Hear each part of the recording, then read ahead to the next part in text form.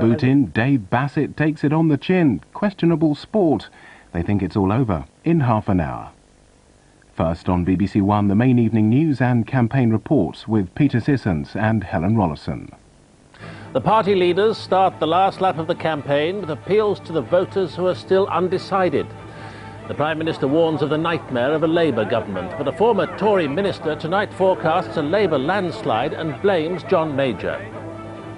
Refugees in Zaire flee from the Tutsi rebels. The UN says there's a plot to exterminate them.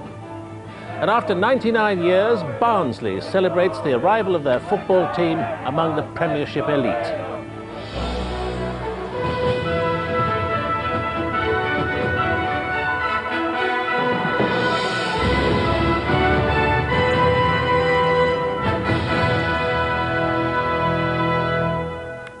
Good evening. With just 5 days left in which to change voters' minds, the party leaders today began their final campaign appeals. John Major held out to the undecided what he called the nightmare of Labour government. But tonight he came under attack for his own leadership from the former Conservative minister Edwina Currie. Mrs Currie, writing in a Sunday newspaper, compares John Major unfavourably with Tony Blair and forecasts a landslide Tory defeat next Thursday. But as our political correspondent Clarence Mitchell reports, John Major was far from downbeat as he campaigned today in Cambridgeshire. How are you up there? In East Anglia, the Prime Minister told today's voters and those of the future that he was feeling chipper, not least because he was back on home territory. But it was to the undecided, the wavering voters that Mr Major's campaign message was principally directed.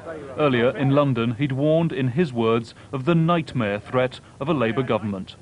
Our economic miracle, gone. The lowest taxes of major European countries, gone. The lowest unemployment, gone. Low inflation, low mortgages, gone.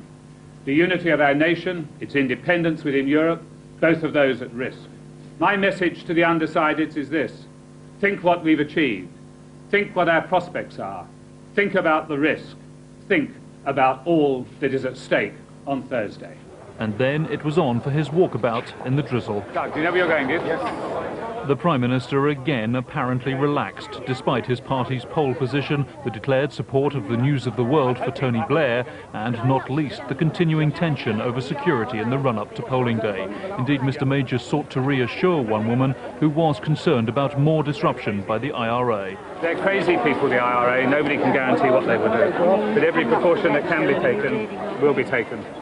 In the local pub, a brief respite. The talk here was more cricket than campaigning, but in the next few days it'll turn back to doorstep issues.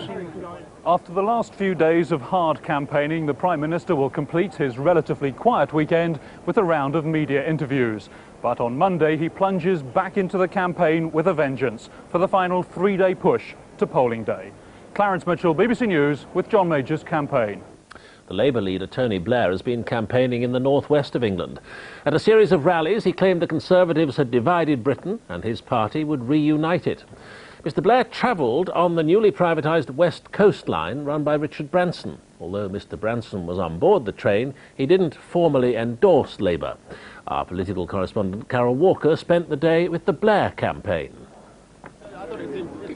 The millionaire entrepreneur Richard Branson did not provide quite the send-off Tony Blair's team would have liked, stopping short of endorsing the Labour Party and suggesting business and politics should be kept separate. But as they headed north, his presence chimed with Labour's theme of taking one message to everyone, from rich businessmen to impoverished pensioners. Tony Blair is out to convince voters of the difference a Labour government would make, but he made no apology for his outright attack on the Tories' pension plans. People have to understand what a Conservative fifth term would mean to the health service, to pensions, to VAT, to schools. And that's why we say to people, there is a choice. Come out and vote, because there is a choice. It was all typical of Tony Blair's campaign, tightly managed, with small groups of supporters waiting to be greeted at each stop on the route. This whistle-stop tour has been carefully staged to demonstrate Tony Blair taking his message of the stark choice facing voters across the country and delivering it to voters of all walks of life. He made the same speech with small variations to 4 different audiences, a deliberate strategy, said his aides, to underline the One Nation theme.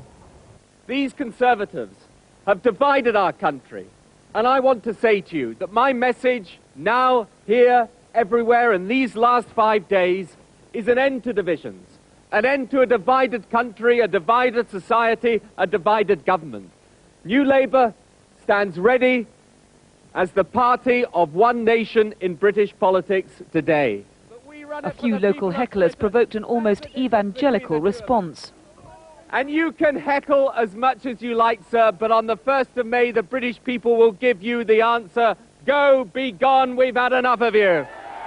But Labour strategists know they're not there yet, and the last days of campaigning could be critical to Tony Blair's chances of getting to Downing Street. Carole Walker, BBC News, Manchester. Paddy Ashdown took to the skies for a tour of the south of England. He warned that the last week of campaigning could get nasty, claiming the Conservatives were now in turmoil. And he continued to hammer home his core messages of improving education and, as he put it, tackling the crisis in the health service. Our correspondent Matthew Amroliwala has been travelling with the Ashdown campaign. Paddy Ashdown has jettisoned the battle bus for a whirlwind of helicopter visits from now till polling day. He's promised the most strenuous schedule of the three-party leaders. He has, though, the most ground to make up. Today he was touching as many bases and as many people as he could, but it wasn't all preaching to the converted. In Chippenham, the Liberal Democrat leader was confronted by a Referendum Party supporter in an uncomfortable scrum. I don't know why you're standing for the Referendum Party or you're backing it, because I'm a patriot. The contrived photo opportunities and school visits have also been dropped. The party believes the message has now got across. Today felt like the first time Paddy Ashdown really cut loose and plunged into marketplace campaigning. Vote it for the things that you want, for the things our country needs, for investment in education, for tackling the crisis of the health service, for more police on our beats, and for you having your say in a referendum on Europe if we are to move further down that track. Then on to Salisbury and Winchester, where Mr Ashdown repeatedly used the phrase going for victory. Victory in Liberal Democrat terms probably means doing well in the 50 or so target seats the party's focusing on. Is it going to be 5 days of this? 5 days of this, 5 days of a horse throat. If you vote to tackle the crisis in our health service. The Liberal Democrat leader also scoffed at reports the Prime Minister was personally taking charge of the Tory campaign. He said it illustrated the turmoil Mr Major was in. The conventional thinking is that it's the Liberal Democrats that always get squeezed in a national election, but party strategists hope that this time it'll be the Conservatives that suffer that difficulty. That may just be wishful thinking, but it has the Liberal Democrats buoyed up as the finish line approaches. Matthew Amroliwala, BBC News, with the Ashdown campaign. The Scottish National Party held its final election rally this evening, underlining its call for Scottish independence. The SNP leader, Alex Salmond, told an audience in Aberdeen that the Conservatives were down and out, and he warned that a Labour government would suppress the prospect of real power returning to Scotland. Zaire sport, now back to the election. Just 4 more campaigning days, and on Thursday night we'll find out if the pollsters have been getting it right during the campaign. Here's Peter Snow to look at tonight's polls. A grim start to the last furlong for the Tories. There's simply no sign of them picking up. They've lost the momentum they appeared to have last week, and Labour's lead is, on average, a little stronger. Now, tonight's 2 polls show Labour well ahead. Tomorrow's Sunday Times NOP poll has Labour on 47%, up 2 on last Sunday, the Tories on 29, down 2, and the Liberal Democrats over here on 16. Interviewing yesterday after the pensions row had broken. In the Sunday Telegraph, Gallup has Labour on 48, the Tories on 31, the Liberal Democrats on 13. Labour's lead in Gallup has actually shrunk a little. A couple of voters' panels show little change on a week ago, and there are signs from all the pollsters that turnout on election day could be around 5% down on the last election. Adding the 2 regular polls there to our trend, Labour started the 6-week campaign in the mid-50s and dropped down a little, but they have now steadied in the high 40s. As you can see, there's Labour's range for each half-week period, and on average, their early decline has now flattened out. The Tories, beginning on around 30, end on around 30. That ICM poll there, which put them in the high 30s, is clearly out of line and on its own. Now, here's the differing range of Tory support, and on average, as you can see, it's almost a straight line from beginning to end. The Liberal Democrats, who've been the gainers, though, they too have now flattened out. Their range of support edges up to the mid-teens, but on average they're still short of the 18% they scored at the last general election. The fact is, Labour approached polling day with a stronger lead in the polls than any other opposition party in post-war history. So, last time the Tories were 8% ahead in the actual share of the vote, but this time the polls suggest Labour leads of 18% in LOP and 17% in Gallup. And even if you allow for the worst error the pollsters have made so far and subtract 8% from each of those leads, Labour would still be well ahead. Tonight's leads represent a hefty swing to Labour. When you look at all the vulnerable blue Conservative seats on our swingometer, a large number of them would be wiped out by the average 12.5% swing in Gallup and NOP from the last election. It would, if reflected on polling days, see Labour in with a landslide majority of over 150. And this message is confirmed by ICM polls in 16 Tory seats, reported in tomorrow's Observer and Scotland on Sunday, which show big swings that could see up to 7 cabinet ministers defeated. Little encouragement either for the Tories in other questions the pollsters asked. Here's Gallup interviewing people until today about who they trusted to tell the truth. Mr. Blair had 50% saying they'd trust him against 43% who said they wouldn't. Only 39% said they trusted John Major, and more than half, Peter, said they wouldn't. So on these latest figures, is there any hope for the Conservatives? Well, first of all, of course, the polls could be wrong, but they'd have to be very wrong indeed, as we've seen. Second, what about all those undecided voters that Mr. Major made a particular point of appealing to today? And, of course, what about people who don't talk to pollsters at all? Well, most of the pollsters already adjust their samples to allow for those who may be a bit shy about admitting they're going to vote Tory. But just suppose that those non-declarers are even more Tory than the pollsters believe they are. Take a typical example, MORI's last regular national opinion poll earlier this week. Now, of the 914 people who said how they'd vote, 48% said Labour, 27% Tory, and 17% Liberal Democrat. But that left out 219 people who said, don't know, won't say, or won't vote. MORI concluded from other things that those 219 people said that they'd not be disproportionately conservative. But let's, just for illustration, make the radical assumption that as many as half of these people might turn out for the Tories and add them to the Tory pile, and the remainder to the other parties. Now that would cut Labour to 45%. It would up the Conservatives to 32% and put the Liberal Democrats at 16%. Still a big Labour lead. And MORI point out that this also assumes that all of these people would turn out to vote, which of course they won't. But there is one further group of people, the ones the pollsters approach, but who won't take part for one reason or another. Nearly 700 people in MORI's case this week.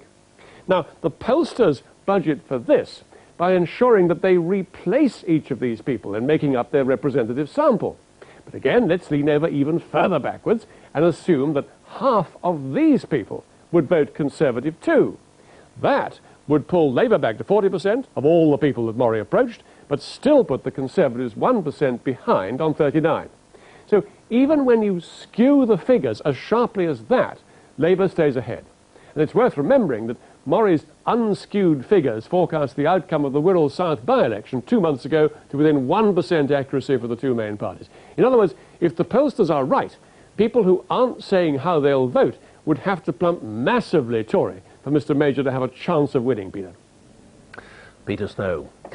And the main election headline tonight, the party leaders have been appealing for the votes of the undecided. But tonight, John Major came under attack from the former Conservative minister, Edwina Currie.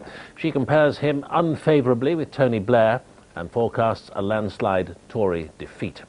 Joining me now in the studio is the BBC's political editor, Robin Oakley. Robin, Edwina Currie drives the knife in tonight, a contrast with the acquiescence of Labour candidates. It never stops for John Major, does it? No, never any Tory situation so bad that a few well-chosen words from Edwina Currie can't make it a dozen times worse, it seems, by saying that Tory scaremongering tactics aren't working and contrasting John Major unfavourably with Tony Blair, she does her own side real harm. They sound like the words of somebody who doesn't actually see her future in the Conservative Party. But it's a symptom of what has gone wrong for the Tories. They seem to have lost all coherence as a party. Every time Mr Major and his leading figures seem to have stabilised the situation, to be able to do something to go at Labour, some backbencher crops up, some minister puts something incautious in an election address, somebody gets caught in an affair. There's always this problem with Tory coherence. Labour, on their part, though, have kept total discipline through this election campaign. It's 20 years since they won an election. There may be plenty of people in Labour's ranks who don't really care for Mr Blair or what he's doing to their party, but they're not going to be blamed for losing an election. They've been talkers for long enough. They want to be doers. Very briefly, do you detect any signs that John Major or his staff now accept that defeat is inevitable? No, they haven't yet accepted defeat. Tory campaigners I've spoken to tonight say they're still finding 30% of Tories who voted for them in 1992 still undecided. They think there's something still to fight for. A lot of those around him may have given up. There are tensions in the Tories about their advertising campaign and so on. John Major still believes that he can win by pulling over those undecideds. Robin Oakley, thank you. And that's all from the BBC Newsroom tonight. Good night.